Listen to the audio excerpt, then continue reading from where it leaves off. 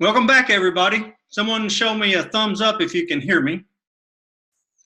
Thank you very much. Welcome to week 3 Zoom session for EDL 710, Leading Instruction and Assessment. As you know, I'm Nelson Coulter, and I've been granted the opportunity to serve as your guide in this learning journey, and I'm grateful for that. I'm going to try to flip things around this evening a little different than I've done in the past. I keep thinking about how these sessions are going, and I'm never quite happy with them. I've said this to some of you before. Whatever answers I have are probably not very meaningful to you unless they're a response to a question that's going on in your brain. So I'm going to, after just a couple of housekeeping things, I'm going to give you all opportunity to ask me questions at the front end, as well as at the tail end of the session.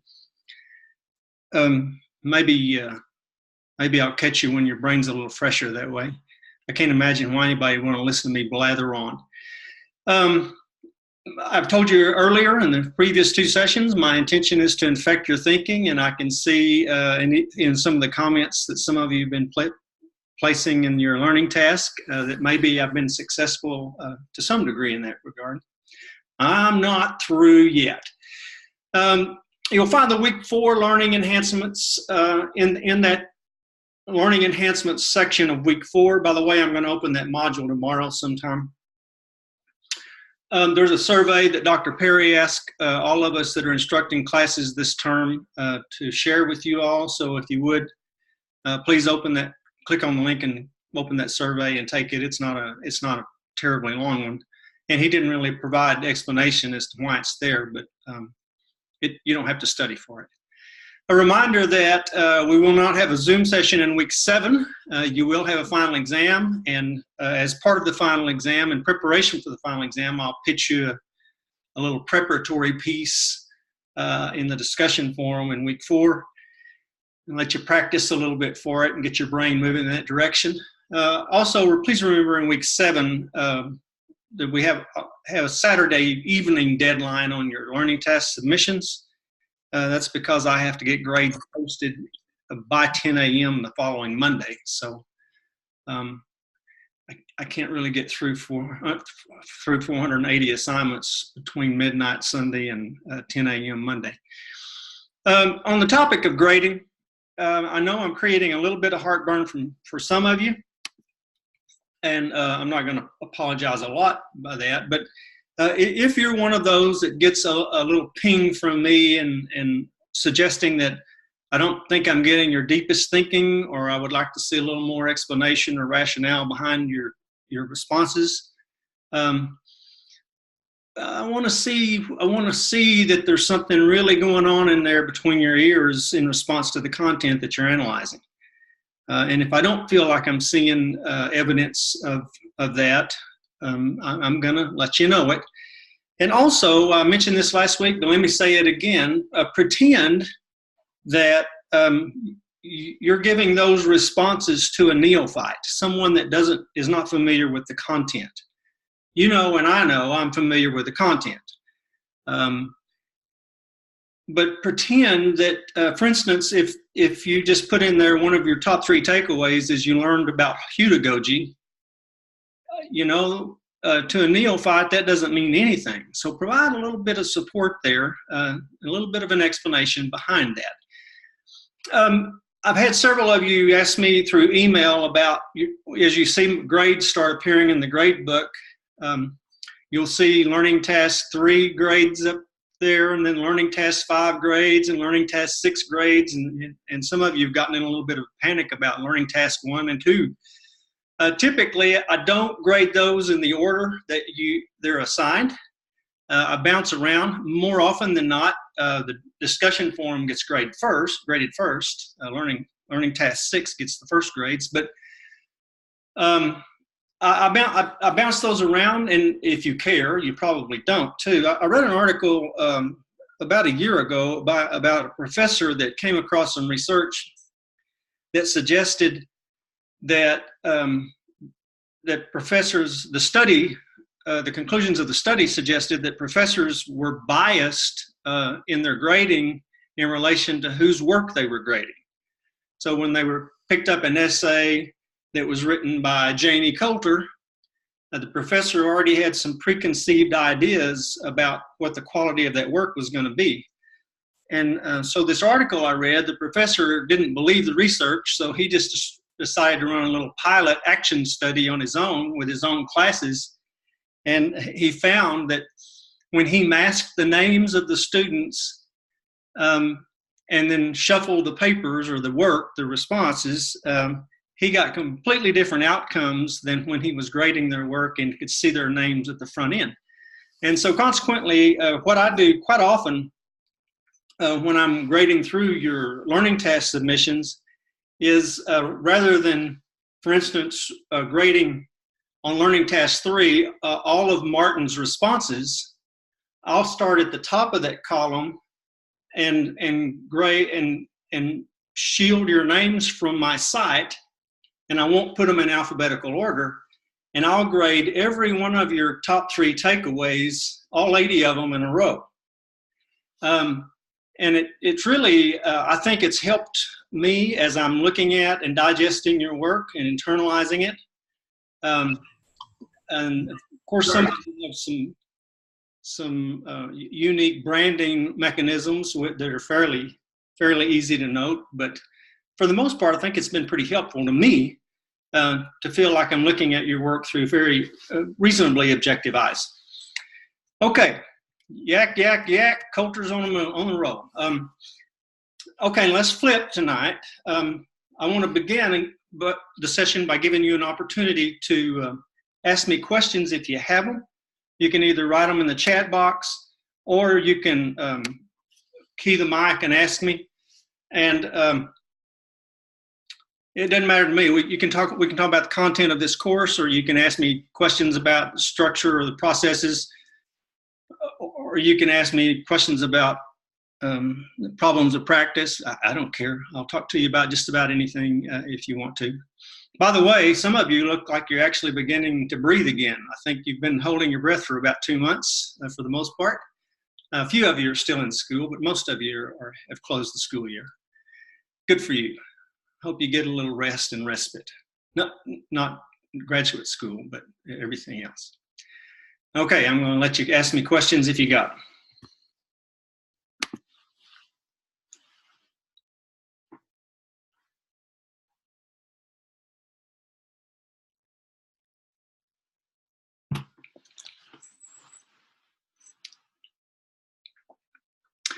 The final is worth 20 points, Jimmy's.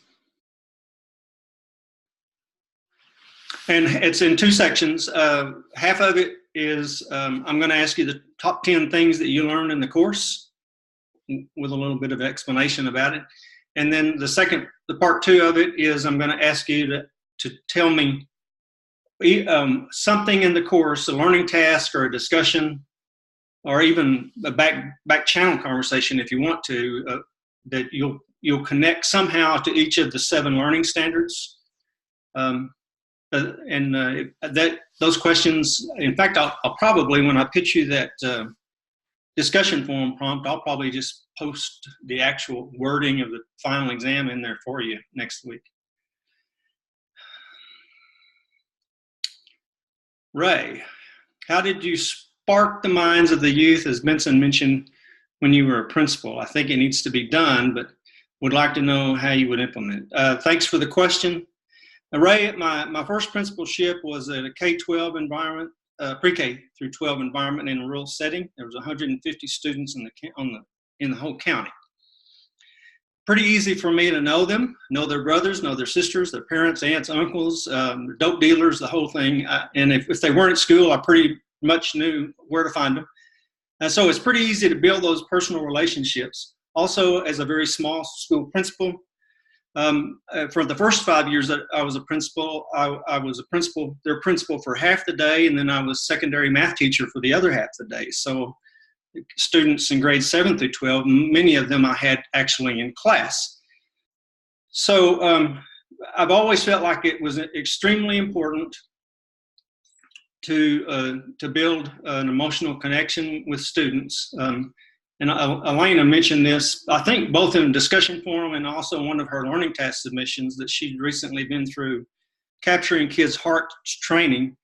That comes from an organization out of College Station, Texas, run by a psychologist named Flippin. It's a very worthy program, but it's all centered around the idea that students don't care what you know unless they know that you care. And so I would do a lot of things to be a little more specific, Ray. I was very, in the small school, it was easy for me to get in the airspace of those students. I've always, regardless of the size of the school I've served, I go into classrooms a lot. Now, some teachers don't like that, by the way. And I would talk to students. So I'll give you an example. Let's say in that small school setting, I would, and I even did this when I was a football coach. At lunch, I didn't sit at the table with the teachers or the coaches. I would get my plate and I would sit out at the table with students, and quite often I would sit with students that weren't my athletes and just shoot the shit with them while we were eating, about stuff that was of interest to them. Same thing as a principal. I would typically eat with the students. I would do things like get behind the serving counter at the cafeteria in the small school. They wouldn't let me at the big schools. They were way too anal about complying with the rules. But in the small school, I would get behind the serving line and I would serve the rolls. And so the students would be getting their plate as they were coming down the deal, and they'd get to me, and I had the rolls in front of me. And I'd say, you want one roll or two? And they'd look at me and they go, I want one. And I'd say, you want it flat or fluffy? And if they said flat, I would have a plastic glove on my hand and I'd just smash the hell out of that thing and then stick it on their plate for them. They loved it. They loved it. But it was just ways to make a connection with them in a non-combative kind of way, trying to build positive relationships that I could leverage if and when there was ever a need for the relationship to have to take a negative turn for some reason or another. Now let me jump to the large schools.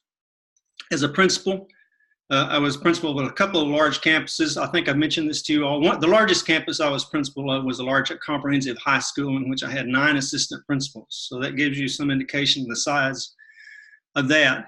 I felt like it was very important for me to be in the hallways. I couldn't know the names of all those students, but I was in the hallways always before school, during all passing periods, and after school, and as visible as I could possibly be. I attended all kinds of activities, everything from band concerts, ensemble things, theater productions, talent shows. They would often ask me if I would perform in the talent shows with them, and I'm glad to do it. They were always better than I was, but it's okay. Of course, ball games, those kinds of things. We won't have opportunity in this course, but I've spent a lot of time over the years teaching people that are going to be principals where to stand at ball games, or how to position yourself in the auditorium at a band concert, because you can use those events in a very strategic way to not only to help you build relationships, but there's a political component to it as well, because you need to be seen and you need to be interacting with people in a positive manner. In the large school, I would visit school student activity meetings. In the largest school, we had 75 student groups beyond the interscholastic competitive groups, things like chess group and history student club and LGBT group club, all kinds of groups. And I would attend club meetings with those students and get to know them, get to know their names, get to know what they were interested in, so that I could call as many of them as I could by name.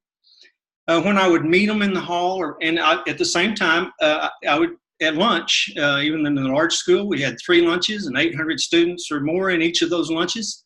I would get my food and sit down at the table with some of those students and get to know them.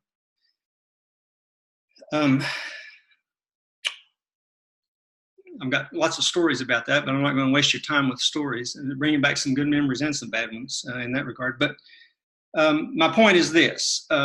I would do everything I could to try to help me get to know the students and have the interactions that I had with students to be one positive in nature. If you look at my growth plan on my current website, that's actually one of the components that I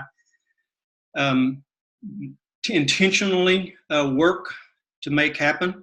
And it's not specifically about students, but I want every person I ever have an encounter with to feel like it was a positive encounter, even if we have to be discussing something that we disagree about. Because as I think back in my history, in my service, both formal and professional and informal, and as I look at the world of leadership, and I'm a student of leadership, there are just not many instances or circumstances where you garner long-term benefits from burning a bridge or creating an enemy. It just doesn't pay much dividend. And the flip side of that is disproportionate. It pays huge dividends over a long period of time and in ways you can't even measure if you just go out of your way a little bit to forge a positive relationship with someone. So I would do things, Ray, in the hallways, especially on the large campus, because it was so hard to get to know all the students. And if I'd be in the hallway, you might walk by me and you might be wearing cowboy boots, and I'd say, "Hey, great boots," because probably you and I were the only two in the building wearing cowboy boots. And I have one of my mentees is now a campus principal in a large middle school in Austin, Texas, and she was a teacher for me at the large campus.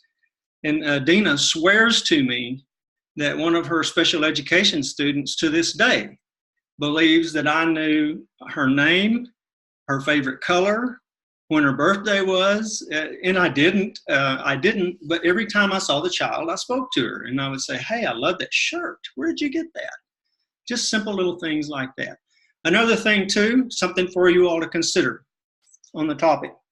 When we had orientation or registration at the beginning of the year, I'm talking in terms of the large school now. Of course, we had systems in place for students to flow through and get parking permits and pick up their student handbook and gather textbooks and all, and find their locker. And it was a huge, big process.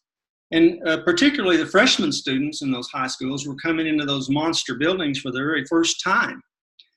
And so rather than me hiding in my office or being somewhere out in the building, I would get a rolling cart about the size, a rolling table, and go to the local Starbucks or Seattle's Coffee and see if they would donate coffee to me. And usually they would. And I would be standing at the front door as those students and their parents came in with the little brothers and little sisters in tow. And the first thing they saw when they came in the building was the principal with a smiling face, not with a star on his chest and a 6-shooter on his hip, and greeted positively. I would ask their names. I would welcome the 9th grader. Most of them have a little anxiety about that process. If they have younger siblings with them, I would always speak to those siblings and ask them where they got those shoes, because I think I might want a pair like that. And I would try to engage with those little ones. And you talk about instant connection building with the parents. If they feel like you're interested in their kids, it just pays tons of dividends.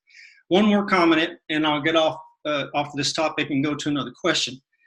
When I would do classroom walkthroughs, I was sending a lot of messages, and if you care to read my thoughts in writing on communication, you can look on my website and find the article that I've written about that topic. The title of it is Not Communicating is Not an Option.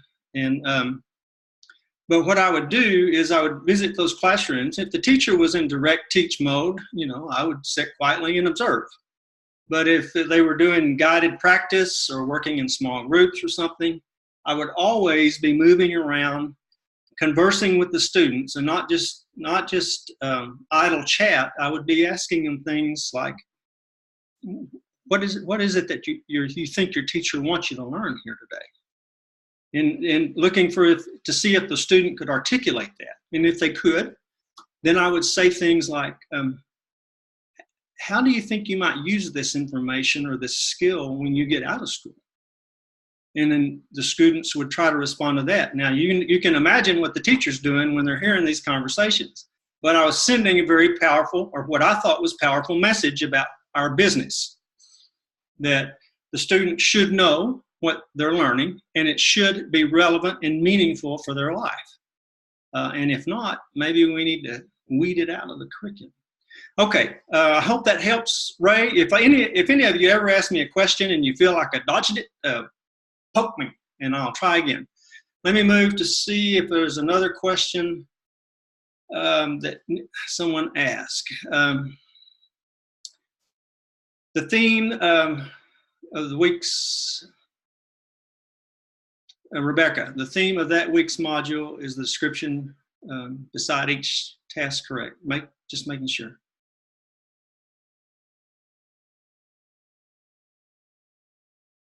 I'm not sure. Let me read that again.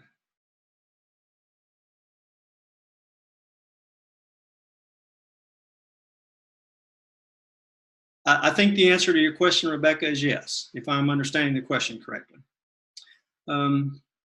Okay. Yeah, Ray, I have taught a lot of students. I understand. I get it. It is extremely more difficult, and it's even more difficult if you're serving children of poverty, because a lot of them have a lot of defense mechanisms that makes it very difficult sometimes for you to forge relationships. What is your advice for a young educator? This is from Sarah. To build relationships without becoming too buddy-buddy. That's a good question. Yeah, you really can't tell dirty jokes with them, or go have a drink with them after school. Well, I've had teachers do that, by the way. And when you move into school leadership and administrative, those of you that move into administrative roles, you are going to have teachers that either provide alcohol to kids or engage in an inappropriate relationship. You can wish that shit won't happen to you, but it's going to. You may as well get ready for it. But to answer your question, Sarah, maybe it's easier for me because I know I look like a retired drill sergeant, and so students. Mo says I intimidate people, but I try not to. And there's not as much of me as there used to be. I might not intimidate them as much as I did when I was 50 pounds heavier, but I think it's very possible to forge positive relationships with students just by being pleasant and speaking to them. You don't really have to you can be pleasant without trying to be their friend. And part of those things I think I learned when I was an athletic coach, especially as a young coach. You deal with that stuff too, because you're even in more intimate environments with students than you are in a traditional classroom setting. But they have to know that there is an authority difference there, and that's one of the reasons I do not believe that I've worked with administrators that do believe this, but I've not believed that you have to wear a suit and tie to be a teacher, but or a dress, or in the old days, certain kinds of stockings. I even worked on a campus early in my career when we had just a god-awful faculty fight over whether or not the females could wear open-toed shoes or not. And I'm thankful that I think we're past those kinds of things now. But my point is this. It's not hard. It's even easier in response to Sarah's question when you're doing this in classrooms, but certainly in the hallways as well. Just to be pleasant, to notice. Dr. Stephen Covey said noticing is one of the most powerful things we can do. Notice what they've done, notice their work. On the same topic, students and adults too. I'm a firm believer in this, that there's not much more that you and I can do that's more powerful than noticing and expressing gratitude. I mean, you can be walking down the hallway and you can see a student pick up a candy wrapper and put it in the trash, and it takes almost no time and no money for you to say, hey, thanks for helping keep the building clean. That just makes a connection. And it's powerful because they know you noticed. And what you're doing is you're incentivizing that behavior when you do that. Let me move to the next question. Have you ever given the soul idea a try or know of someone who has? Brad, yes, and you're fixing to see it in week 4. It's actually a teacher that I worked with in one of the schools that I was a superintendent. And I introduced him to Peter Benson's work, actually. And then he and we kind of found Sugata Mitra together. But you're going to see some of Darren's products and work and structures that he put in place for his classrooms. Yeah, you're going to get a front row seat to that. But you know, the student, and see, I was, for most of my teaching career, I was a math teacher, and God bless our little pea-picking hearts, you know, even though we have pocket protectors and lots of mechanical pencils and 1 or 2 pens, both red, in our pocket, there's things that each of us can do, and this cuts back to some earlier content. You don't have to try to eat all the elephant in one bite, you know.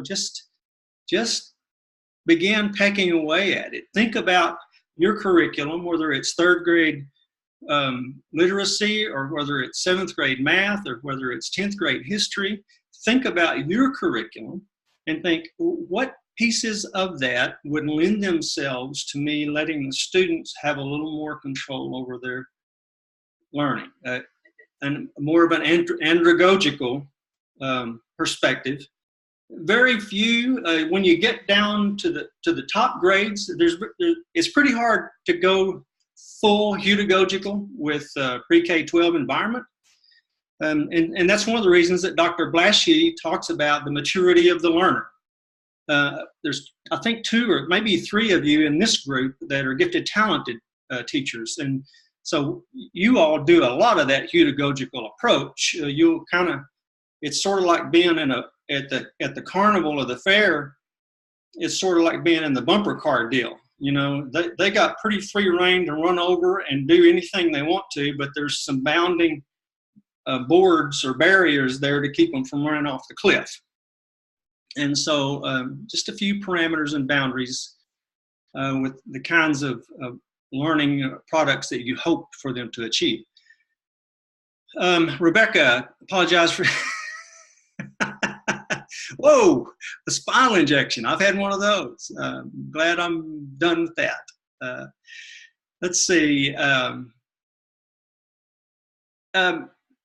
Jennifer asked about Dr. Mitra's work. Everything I have read of his, I mean, every video I've ever seen of him has been just as powerful. If he has written a book, I haven't read it, so I can't say that he hasn't, but everything I've seen or read that he's done, he certainly is willing to break the traditional mold, and most of us are not very comfortable with letting go of control. I would submit to you that those of you that are thinking about moving into school leadership, which presumably all of you are, control will be even more difficult. In fact, one of my favorite sayings is that control is an illusion. One of my favorite books on the topic is The Power of Pull, and there's several authors there. Dr. Brown from California is one of those. But if we can lead people through invitation and inclusiveness and painting a powerful and magnetic vision of where we can go together, it's far more powerful than trying to drive them. And I'll give you a direct analogy. As you know, I'm a cattle rancher, That's one of my jobs. But I don't own a horse. I do not drive cattle anywhere. They love cow cubes, which is the cow version of Snicker bars. And so I carry a bucket of Snicker bars or kettle cubes with me, and all of my cattle, including those 2,000-pound bulls, will almost get in my hip pocket with me and go into the pen. It's just not that hard. It's really not. But there's two things that have to happen there. You have to entice them with something that they like, and two, they have to have seen you and been around you enough to feel comfortable with you. There has to be that relationship with those animals too. Because if you only show up about once every 3 months, they're going to do the same thing a bunch of 8th graders do. If you only show up about once every 3 months, they're going to look at you like you got 3 heads, and then they're going to run over the hill. It's not going to work very well. Let me see. Next question, if there is one. I'm reading Brad's comment now. Yep.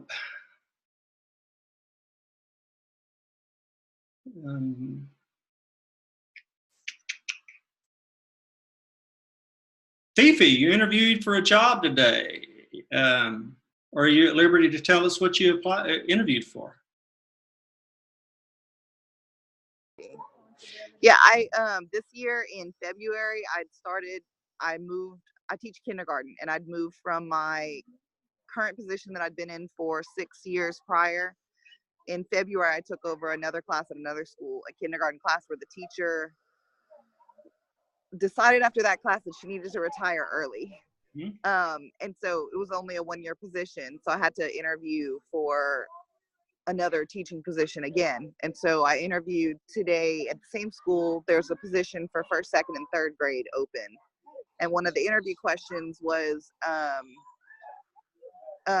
like, what's a creative, unique way that you think you can inspire kids to go deeper in their learning? And so I brought up the soul thing and talked about that in the interview, and they were very interested.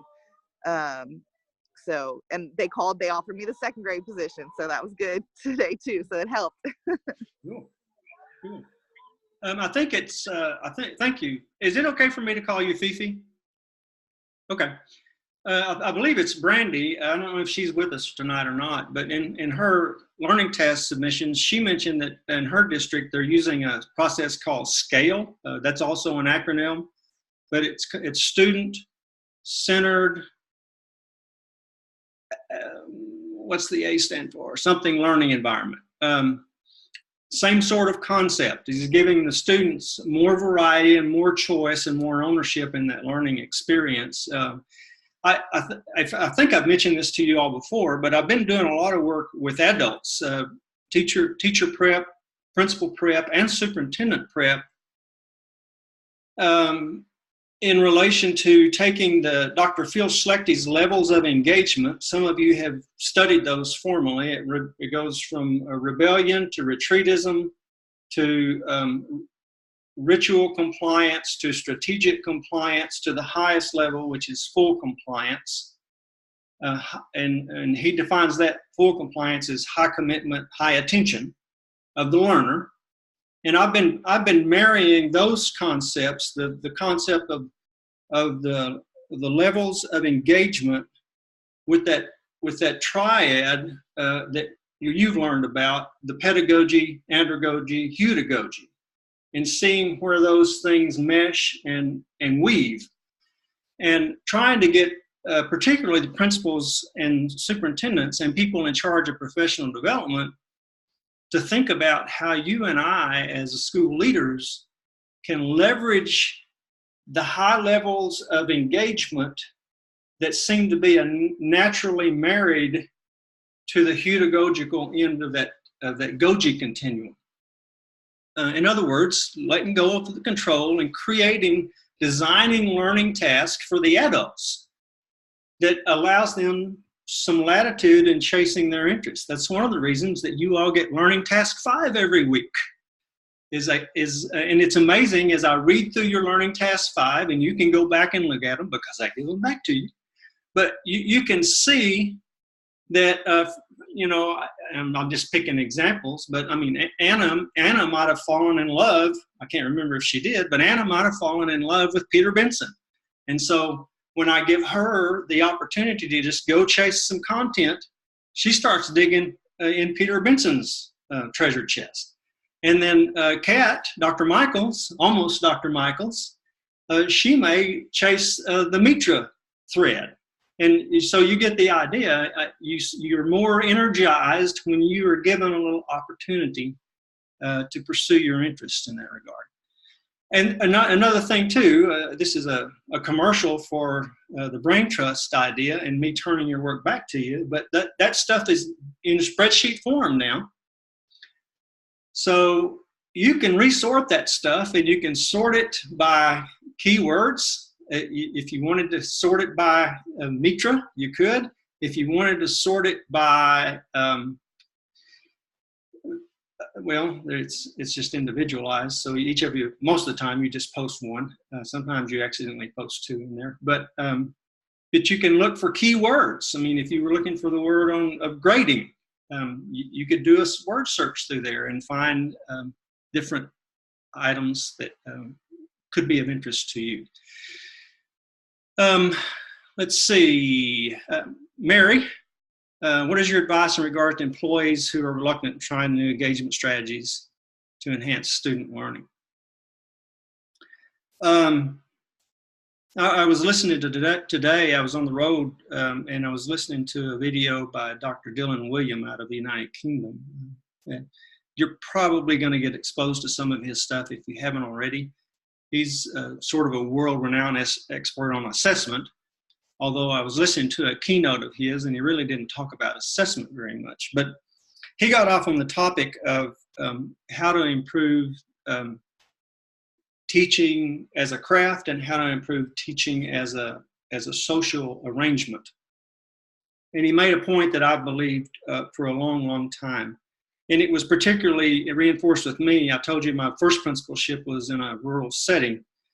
And some of you are working in rural settings, and one of the unique features of rural settings, and I don't mean this in a literal way, it's figurative, but in most rural settings, the teaching, the school staff, not just the teachers, but the faculty, the support staff, the clerical staff, the whole group, and the school board.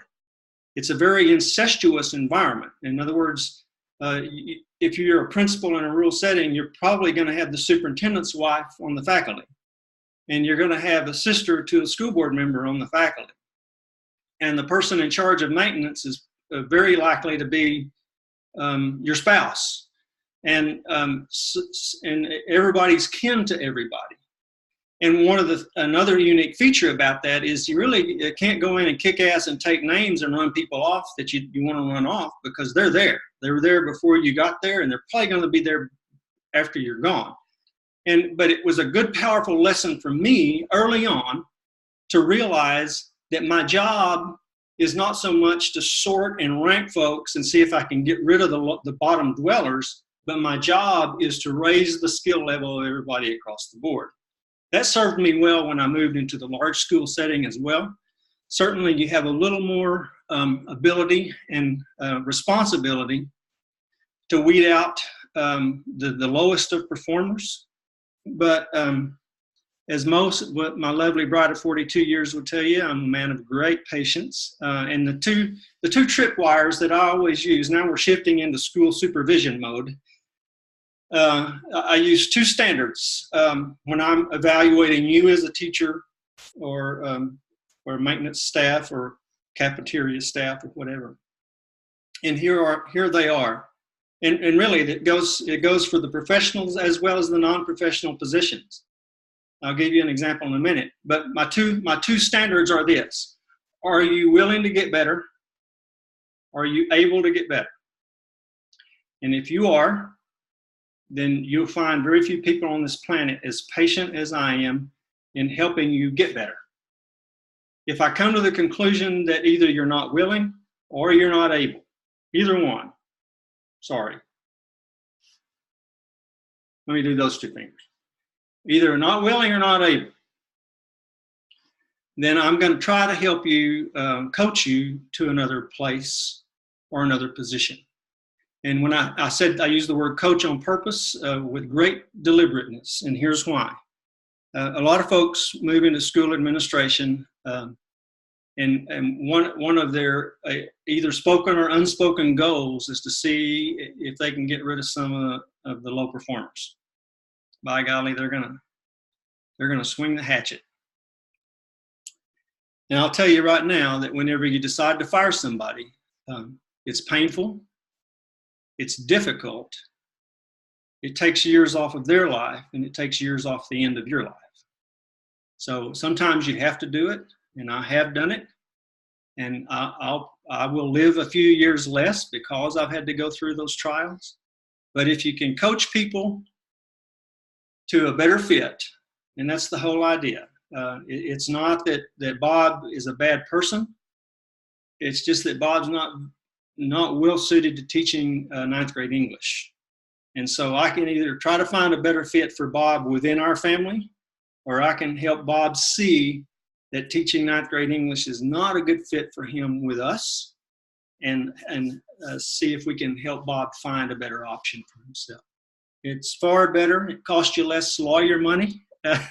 You'll only care about that when you get to be a superintendent, but some of you will, for sure, get there.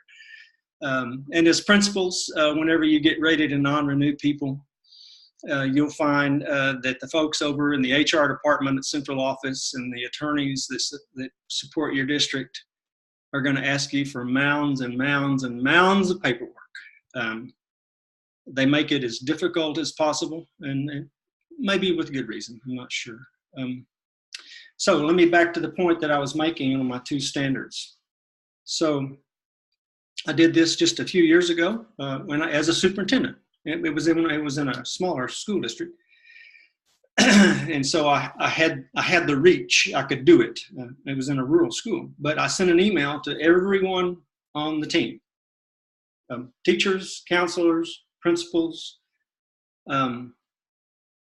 instructional support staff, and auxiliary staff. Everybody in that building got this email from Nelson, and the email said, I'm going to be making my way to your workstation sometime in the next 3 to 4 weeks. And I'm going to ask you 2 questions. And I want to visit with you about your answers to those 2 questions. But out of fairness, I'm going to tell you what those 2 questions are now. And here they are. First question: what have you learned in the last year that's made you a better at the job you do? And then second question: what do you think you need to learn next to get better at that work? And so I began drifting around over the next 3 to 4 weeks, and I would walk into the cafeteria, not when the kids were there, obviously, but I would ask one of the folks that worked in the cafeteria for a moment of her time, and we would sit down in a quiet place, and I would say, I sent that email a few weeks ago, and so I'm ready to talk about those 2 questions and your answers to those 2 questions. And as they would tell me, well, I learned this, and then then it would become a dialogue. And it would be me posing further questions. If, for instance, if it was the cafeteria worker and she was learning how to preserve produce a little longer and have less waste, then I would ask her where she learned that, or how she learned that, or from whom she learned that. And then when she would be telling me what she thought she wanted to learn next, I would ask her, how are you going to make that happen? And is there something I can do to support that? And so it didn't matter whether I was talking to the department chair of the science department or a bus driver. Everybody got the same kind of conversation from me, but it was well fitted to their work. And here's my main point. We're talking vision stuff here. This is ELCC standard number 1. This is the vision stuff. The message I was sending was perfectly clear. We are in the business of learning, and that goes for the adults too. And my job is to do what I can is to optimize the learning of every pre-kindergartner, every fourth grader, every eighth grader, every senior, every teacher, every bus driver, everyone whose care I've been charged with is going to get that same treatment from me. I'm going to do what I can to optimize their learning. And I'm also sending a very subtle, or maybe not so subtle, message too. Learning is expected, not just wished for. The learning is expected. Okay, that's lots of rattling. Jiminy Christmas. I like, by the way, I like the way this is going much better. I feel like I'm saying something that might be useful to you instead of you all just watching the clock and waiting for it to be this misery to end.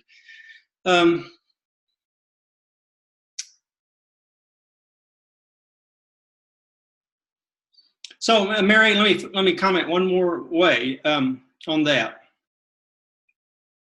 Dr. Dylan William made the point and reinforced the point in that video I was watching of him today with regard to the adults that are reluctant to try new stuff.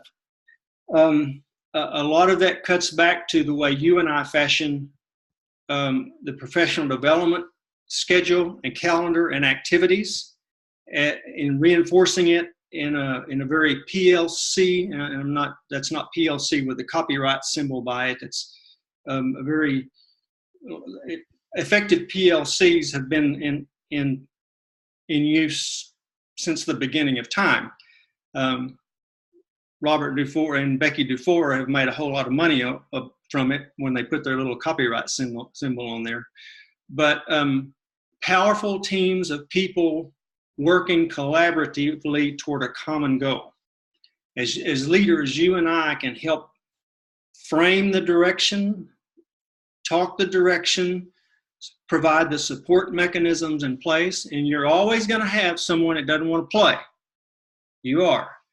But I call it, well, this is what it is. It's the cultural organization. You should attend one of my workshops, but once the cultural average starts lifting, once the cultural average starts rising, let me back up a little bit where you see some, maybe a little better. Think of your organization as a beach ball. And that beach ball encompasses your cultural average. And so when you get some of these mechanisms in place to support and incentivize the kind of behavior that optimizes learning, not only in the children, but in the adults, that cultural average begins to rise. You still always have bottom dwellers on the bottom of that ball. I don't care how the ball goes. There's always bottom dwellers, okay? But your job and mine is to raise the skill level, raise the knowledge level, raise the technical prowess and proficiency of everybody we can, but through not driving them, but creating the environment in which growth and self-actualization can occur. As that happens, the bottom dwellers, that's what I'm calling them, the extremely recalcitrant or incapable, find themselves increasingly marginalized. And usually they get uncomfortable enough to leave. But in those instances when you or I have to take steps to remove them, because the whole culture is moving away from them, there are fewer people in that ball that are going to push back on you when you begin to slice a few of the bottom dwellers off. Man, if we were in face-to-face, then this is where we would play a hymn and I would pass the offering plate. Okay, let's see if I got any more questions.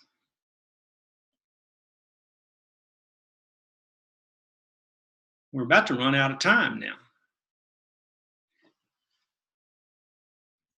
Okay, let me go to just a few comments that I had prepared just in case, because I want to give you your money's worth for sure. Dr. Daggett's work on the rigor relevance framework, he ties that to Bloom's taxonomy. You may or may not know, there's really two different versions of Bloom. Dr. Bloom himself, Benjamin Bloom, created that taxonomy. Bloom, we know, and by the way, those of you that went through alternative certification programs may not have been exposed to this, I'm not sure, but it's easy to educate yourself. But Dr. Bloom's original taxonomy of the hierarchy of thinking skills started with knowledge, and then comprehension, and then application, and then analysis, and then evaluation, synthesis, and then evaluation at the top. So there were 6 levels there, okay? Knowledge, comprehension, application, analysis, synthesis, evaluation.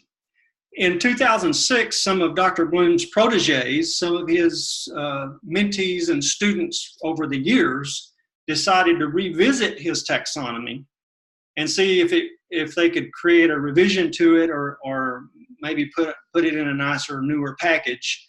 And what they did is the result of that new work, it's still called Bloom's taxonomy, but he really didn't touch it. His proteges touched it. And so now it's still 6 levels, but it goes from remembering to understanding to applying to analyzing to evaluating, and then the very top level of high cognitive cognition, high cognition activity is called creating. Either one of those is great, but that's just a little historical perspective for you. Dr. Benson, in his Spark video, he used the question of what are your highest aspirations for your students? And that seemed to resonate with a number of you. That's the very question that I used as a school superintendent in leading 2 districts through the process of creating a learner profile, or we called it a graduate profile. And when you listen to Dr. Zmuda and Dr. Kalich's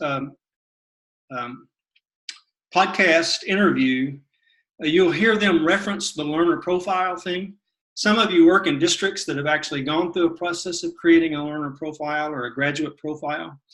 But in that process, in those 2 districts that I led as superintendent, the first question I began asking faculty and school board and community leaders and PTA and students was this: what are our highest aspirations for our children? What are our highest aspirations for our children? And they began telling me, and it was a beautiful list of things that the same things would come out of your mouth when you think about your children, if you have them. And if you want to go to the Guthrie CSD website, well, no, you're going to see the Guthrie CSD learner profile when I show you Darren's work in relation to Benson's the SOUL model. But if you Google learner profiles or graduate profiles, you'll find examples from districts all over the place. Some of them are pretty clunky and feel a little starchy. Some of them feel like a group of people in suits locked themselves in a room for 35 minutes and created this thing and quickly printed it out. And some of them will look and feel and smell very much like it's the expression of the community of their hopes and wishes for their children. And that's what I was trying to achieve in both of those districts, and you can find those. One of them is the Guthrie one, you'll see it. You can look at Throckmorton Collegiate School District in Texas if you want to see the other one. In fact, their school board hired me specifically to help them go through that process. That's a great question to start with, because when you ask that question, as a principal, don't go in and ask what will make the school better. If you ask that question, then the teachers are going to say they want another conference period or more pay. The students are going to ask you for more recess time or off-campus lunch or something like that. The parents are going to ask you to have more days in the school year so that you have their children more than they do. So you get a lot of structural responses to really a much the bigger question that you're trying to dig around and find answers to. Dr. Heidi Hayes, on Haynes' article on multiple intelligences, I'll just speak to this very quickly, and I'm gonna cut us off at 7 o'clock, by the way, because I know some of you have scheduled other things, and some of you may have another class to attend. But on that Haynes multiple intelligence, and I purposefully didn't give you some of Dr. Gardner's writing. I purposefully gave you somebody else's synopsis or summarization of Dr. Gardner's work. I've been a fan of Howard Gardner since he came out with the multiple intelligences back in the early 80s. A couple of things I want to bring to your attention in relation, and Dr. Gardner writes on other topics as well. I mean, one of the best books of his I ever read was called Changing Minds: How to Change the Minds of Others and Yourself. But on his multiple intelligence thing, there's two pieces I want to draw your attention. The way he defines intelligence I think is hugely important. And I'm paraphrasing here, but basically Dr. Gardner says intelligence is when you have the knowledge or the skill or the capability that those within your community value. It's not something that you measure on an SAT exam or the state standardized test. He makes it community-based and valued. And it's one of the reasons I always tried so hard as a high school principal to make sure I had good relationships with the kids that were like the gang leaders. I wanted to have a positive relationship with those guys and girls because really, as far as safety was concerned, they had as much ability to maintain a level of safety in the building as I did. The second thing about Dr. Gardner's intelligence is in that particular article and in quite a bit of his writing and stuff that you look at, it talks about the 8 intelligences, and he's kind of settled on 8, but he has repeatedly tinkered with the idea that there's a 9th one.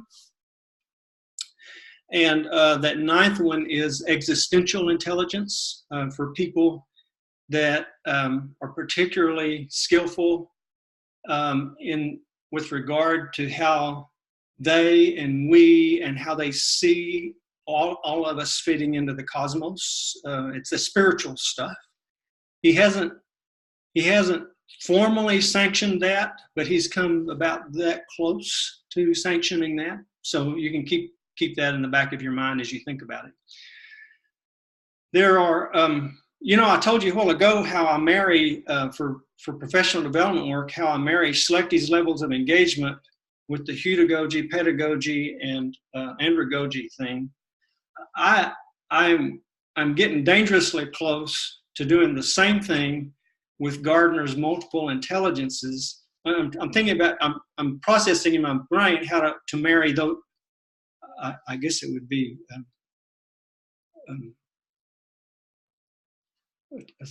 a three-way marriage. I lost the word for that, but I'm thinking about marrying the levels of engagement with the Goji continuum and with Gardner's multiple intelligences, because all those have powerful implications for the way you and I design learning tasks, both for the 7-year-olds in the building and the 57-year-olds in the building.